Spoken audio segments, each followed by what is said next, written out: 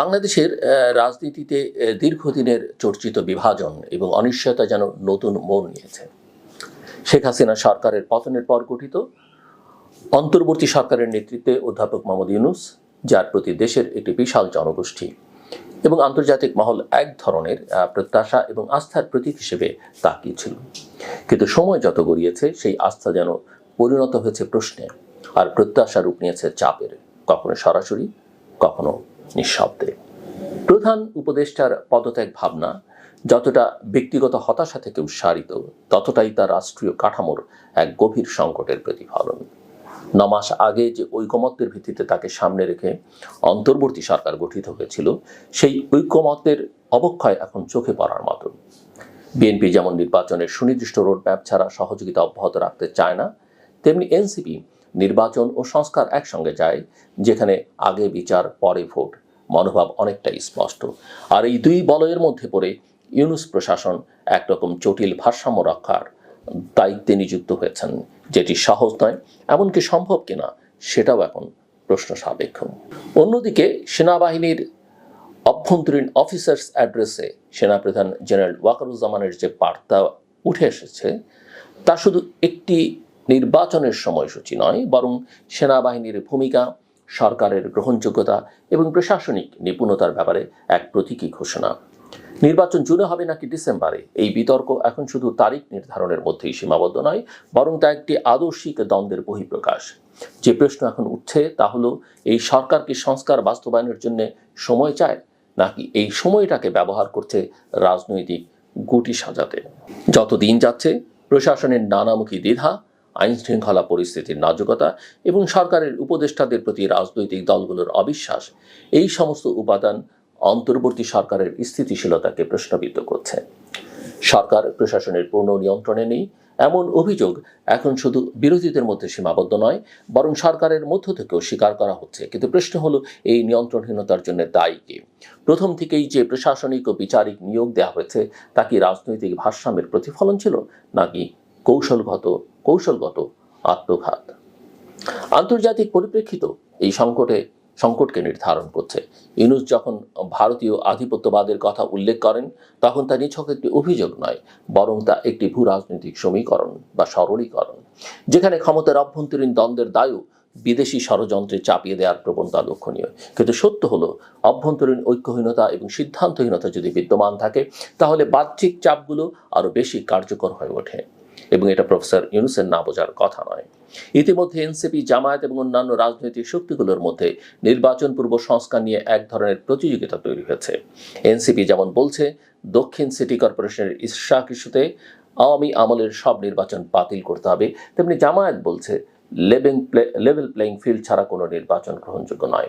BNP বলছে ডিসেম্বরে vote চাই, নয়তো আন্দোলন।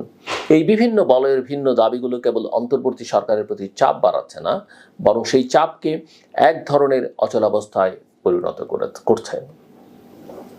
আর এই অচলাবস্থার সবচেয়ে স্পষ্ট লক্ষণ হলো পদত্যাগ শব্দটির চারপাশে গড়ে ওঠা অজস্র গুজব, জল্পনা কল্পনা এবং আত্মপক্ষ সমর্থনের পালা। অধ্যাপক ইউনূস হয়তো আনুষ্ঠানিকভাবে পদত্যাগ করছেন না, কিন্তু তিনি কি আদৌ দায়িত্ব পালনে আগ্রহী থাকছেন?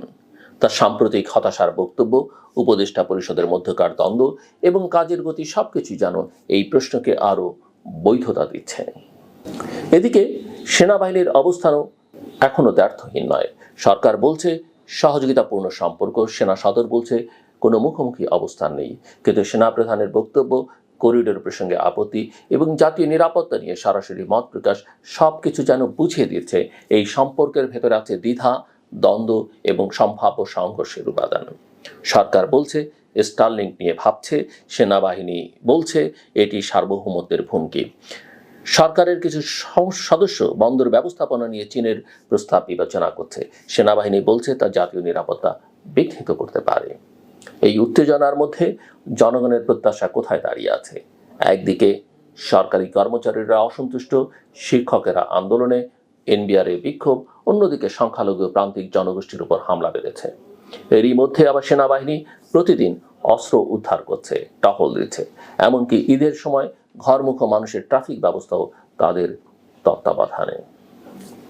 এই পরিপ্রেক্ষিতে একটি স্বাভাবিক ও ও শান্তিপূর্ণ নির্বাচন কতটা সম্ভব। নির্বাচন কমিশনের নিরপেক্ষতা নিয়ে প্রশ্ন আছে, বিচার বিভাগের স্বাধীনতা নিয়ে সংশয় আছে, প্রশাসন দল নিরপেক্ষ নয়। এই বাস্তবতায় ভোট দিলে সেই ভোট কতটা গ্রহণযোগ্য হবে। প্রফেসর ইউনূস বলছেন পুলিশ এখনো তৈরি নয়, 9 মাস চলে গেছে এর মধ্যেই। অন্যদিকে প্রশ্ন উঠছে, সংস্কার আর নির্বাচন কি সত্যি একে অপরের প্রতিদ্বন্দ্বী? যদি না হয় তাহলে একসঙ্গে এগুলোর রাজনৈতিক রূপরেখা কোথায়? কবে সরকার সেই বহুল প্রতীক্ষিত রোড ম্যাপ দেবে? ডিসেম্বর নয়, জুন নয়। সংলাপ আর বিবৃতি ছাড়িয়ে নির্দিষ্ট একটি রূপরেখা ছাড়া জনগণের মধ্যে আস্থা ফিরবে না। সময়ের সাথে সাথে একটি বিষয় স্পষ্ট হচ্ছে, এই সরকার যদি তার প্রথম লক্ষ্য সংবিধান সম্মত গ্রহণযোগ্য নির্বাচন বলে থাকে, তবে তার প্রতিটি পদক্ষেপ সেই বিশ্বাসযোগ্যতা প্রতিফলিত হওয়া দরকার। আর সেটি না হলে একসময় নিজের চাওয়া ও জনচাওয়ার মাঝে একটি পদত্যাগের ব্যবধান মাত্র থেকে যাবে।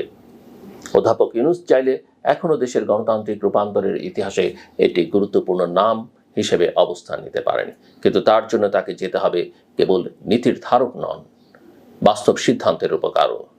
এটাই তাকে হতে হবে। যদি তিনি এখনো দায়িত্বে থাকেন, তবে তাকে রোডম্যাপ দিয়ে দেখাতে হবে এই দেশ কোন পথে এগোবে। আর যদি তিনি না থাকেন, তবে সেই শূন্যতা পূরণের জন্য এখনই প্রস্তুতি নিতে হবে, যাতে পুনরায় একটি নেতৃত্বহীন অস্থিরতার মুখোমুখি না হয় বাংলাদেশ। আজ যখন রাষ্ট্র, সমাজ, রাজনীতি এবং সেনাবাহিনীর মধ্যে ভারসাম্যের প্রয়োজন, তখন প্রয়োজন সত্যিকারের নেতৃত্বের, যে নেতৃত্ব সংকটের ভেতর থেকেও আশার আলো দেখাতে পারে। তাই প্রশ্নটা এখন শুধু পদত্যাগ করবেন কিনা তা নয়, বরং এই সরকারের হাতে সত্যিই কি আছে সেই নেতৃত্বের স্পষ্টতা, সাহস এবং সুনির্দিষ্ট লক্ষ্য। এটাই এখন প্রধান এবং একমাত্র প্রশ্ন। শেষ করবার আগে বলি, শিশুদের ভালোবাসুন। শিশুরাই আমাদের ভবিষ্যতের কথা আমি আগেও বলেছি। অভিভাবকদের জন্য, অর্থাৎ বাবা মায়ের জন্য আমার বক্তব্য, সন্তানকে সময় দিন, সন্তানের পেছনে ইনভেস্ট করুন। ইনভেস্টমেন্টটা কি? আপনি অন্য খাওয়া দাওয়া, ঘোরা ফেরা সব কিছু বাদ দিয়ে প্রধান ইনভেস্টমেন্ট আপনি করুন সন্তানের লেখাপড়ার পেছনে এবং তার মানুষ হয়ে ওঠার পেছনে। সন্তানকে আপনি এটা কিনে দিলেন, ওটা কিনে দিলেন, এটা খাওয়ালেন, ওটা খাওয়ালেন, এগুলো আপনি করবেন নিশ্চয়ই, কিন্তু তার চেয়ে বেশি আপনার সন্তানের প্রয়োজন আপনার সময়। কথাটা মনে রাখবেন। অনেক বাবা আমি মনে করেন যা চাইছে সব দিচ্ছি, আর কি দেব। কিন্তু এই যে আপনার সময়, এই যে তাকে জড়িয়ে ধরা, তার সঙ্গে সময় কাটানো, সেটা অনেক অনেক বেশি গুরুত্বপূর্ণ। তাকে ইলেকট্রনিক ডিভাইস ধরিয়ে দিয়ে আপনি মনে করলেন একটা দামি আইপ্যাড কিনে দিলেন, একটা ফোন কিনে দিলেন, বাহ আমার সন্তান তো ভালোই আছে, আনন্দে কাটছে। না, মানুষ হয়ে ওঠার পেছনে এগুলো বড় বাধা। এমনকি আপনার সঙ্গে সম্পর্কেরও, ভবিষ্যৎ যে সম্পর্ক, তার বেড়ে ওঠা এবং আপনার বয়স বৃদ্ধির যে কাল, এখানে যে সম্পর্কগুলো বিভিন্ন ফেজে সম্পর্কের রকম ফেরে বদল হবে, সেখানে এই যে শুরুর বা এই বাচ্চা বয়সের এই সম্পর্কটা, এই স্পর্শ, এগুলো অত্যন্ত গুরুত্বপূর্ণ। এই কাজটা করবেন। স্কুলগুলোতে আমরা জানি এখন আর আগের মতো পেটানোর নিয়মকানুন নেই, তারপরও শিক্ষকরাও তাদের প্রতি, বিশেষ করে প্রাইমারি স্কুলের শিক্ষকদের প্রতি বা কিন্ডার গার্ডেনগুলোতে বা ইংলিশ মিডিয়াম স্কুলগুলোতে প্রাইমারি লেভেলে যেগুলো আছে তাদের প্রতিও জুনিয়র লেভেলে রিকোয়েস্ট যে শিশুদের সঙ্গে ভালো ব্যবহার করবেন, তাদের অ্যারোগেন্সিগুলোকে আমলে নেবেন, কিভাবে সংশোধন করা যায় ভালোবাসা দিয়ে সেই চেষ্টাটা করবেন। আমার কথা শুনবার জন্য আপনাদের অসংখ্য ধন্যবাদ। আপনার সবার জন্য শুভকামনা।